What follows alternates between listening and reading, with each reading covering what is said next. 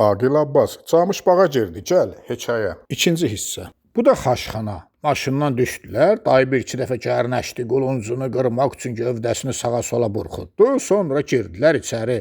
Səhərin gözü açılmamış, camaat gözü yox, ayrı ifadə işlədirdi, xaşxanalar ağzına dək dolurdu, yer tapmaq mümkün olmurdu. Amma indi gün çıxmışdı, bu vaxtlar müştəri azalardı.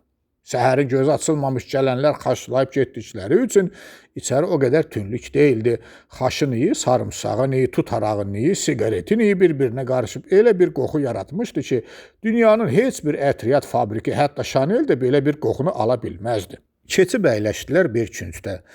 Dayı, vallah qorxuram, razı olmayalar, sən də pərt olarsan cəmaatın yanında. Səfək-səfək danışıb əlimin üstə nəs gətirmə. Mənim burada da versin var. Sən öl rəisə deyərəm, kepezi maşınına basıb göndərər. Sonra dedi, bacıoğlu bilirsən də bu xaşı bizim dədələrimiz icad eləyiblər. Ha, bütün gecəni yatmayıblar, heyvanı, qoyun, quzunu güdüblər. Səhər tezdən də xaş yeyiblər ki, yata bilsinlər. Bu görməmişlər də elə bilirlər ki, xaşı tezdən yemək lazımdır. Tökülürlər xaşxanaya, sonra gün ortayacan yatırlar. Dedi və güldü. Xaş gəldi, böyür başı ilə, dəmi ilə, dəstgahı ilə bir yerdə. Xalası göyçək, arağın girdirmə deyil ki. Sənin kimi bir kişiyə girdirmə araq vermək olar. Seyid Lazım ağanın cəddi haqqı axşam özüm düzəltmişəm. Bir 100 də vurmuşam, bal kimidir. İçərdəkilər hamısı güldü. Xaşı sarımsaqla, sirkə ilə qəşəng hazırladı. Bəh-bəh, məhd, ölü yesə dirilər. Bacıoğlu dayı ilə məzələndi. Gedəndə bəlkə biraz aparaq ölülər bizə. Dayı, gənə sarsaqladın. Sonra özünə də bacıoğluya da araq süzdü. Dayı, mən içməyimdə geri qayıdacaq, həm də qaydan qorxuram. Vur, qayılar hamısı mənim dostumdur. Yox, vallahi içmirəm. Sən boyda kişini mən sağ-salamat geri qaytarmalıyam. Özü bir 100 vurdu, girişdi yeməyə. Bir 100 də vurdu, sonra xörək paylayını çağırdı. Xalası göyçək, adama bir boşqaf da gətir. Bu vaxt xaşxananın müdiri girdi içəri, hamı ilə salamlaşdı, bir nuş olsun dedi.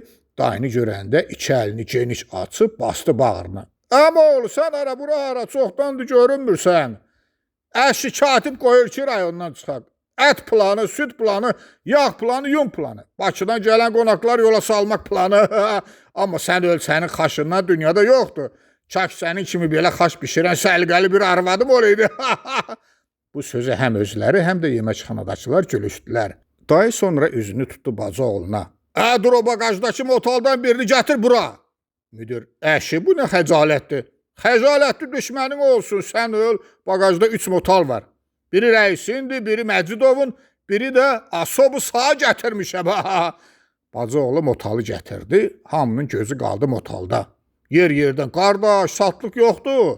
Mən heç motal satana oxşayıram. Biz motalı satmırıq, dostanıca pay veririk.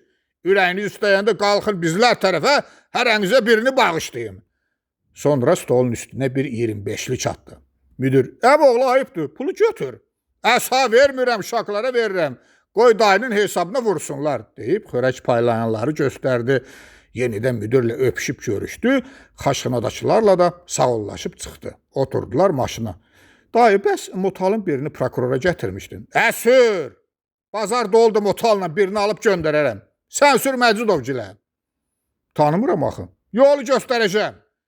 Hərbi komisarlığın önündə yaşı bilinməyən bir armud ağacı vardı. Bura Şuşa Laçın, bir də Füzuliyə, Cəbrailə gedən avtobusların, taksilərin dayanacağı idi. El arasında bura armudun dibi deyirdilər. Səhər-səhər olmasına baxmayaraq xeyli adam vardı. Gör bizimkilərdən varsa denə gözdəsinlər. Günorta qaydanda götürürük. Bacıoğlu diqqətlə baxdı, tanış tapmadı. Dayı, bizimkilərdən heç kim yoxdur. Onda qazda getsin.